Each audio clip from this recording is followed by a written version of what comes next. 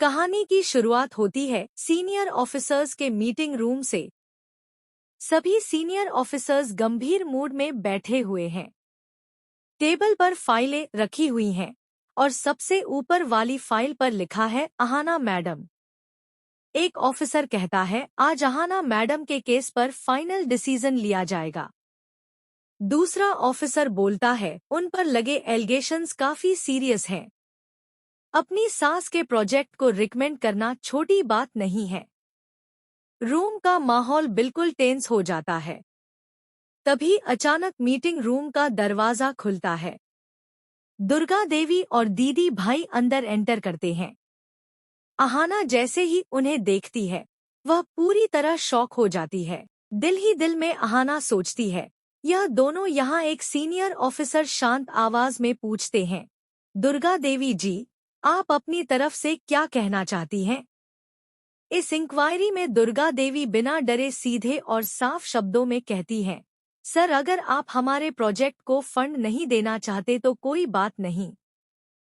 दुर्गा देवी थोड़ा रुककर फिर कहती हैं, और अगर आप अहाना को जॉब से निकालना चाहते हैं तो उसमें भी हमें कोई ऐतराज नहीं।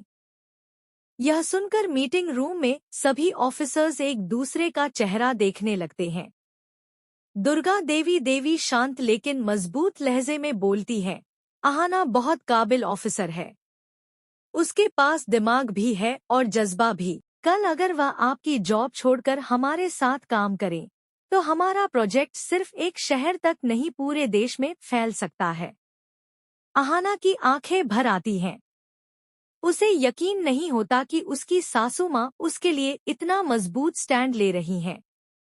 एक सीनियर ऑफिसर गंभीर लहजे में कहता है, हम आपकी बात समझ रहे हैं दुर्गा देवी जी, लेकिन फाइनल डिसीजन लेने के लिए हमें थोड़ा वक्त चाहिए। फिर ऑफिसर्स दुर्गा देवी और अहाना से कहते हैं, आप दोनों अब घर जा सकती हैं। मीटिंग रूम का दरवाजा बंद होता है और ऑफिसर्स आपस में चर्चा शुरू कर देते हैं। दूसरी तरफ बड़े घर का सीन।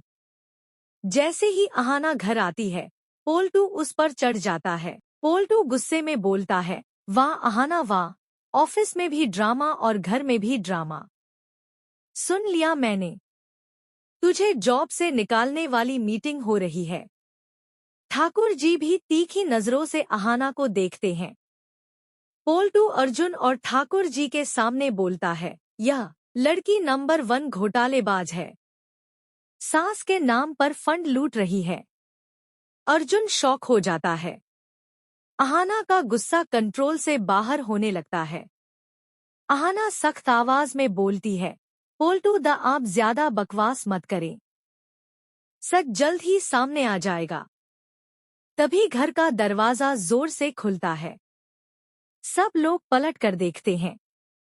गांगुली सर घर के अंदर एंटर करते हैं। उनके हाथ में एक फाइल और एक लिफाफा होता है। पूरे घर में सन्नाटा छा जाता है। गांगुली सर सीधे दुर्गा देवी के पास जाते हैं और कहते हैं, दुर्गा देवी जी, आपका प्रोजेक्ट रीअप्रूव हो चुका है। फिर वह लिफाफा आगे बढ़ाते हुए बोलते हैं, और यह रहा 7 लाख रुपए का फंड वाला चेक। पोल्टू और ठाकुर जी के चेहरे का रंग उड़ जाता है।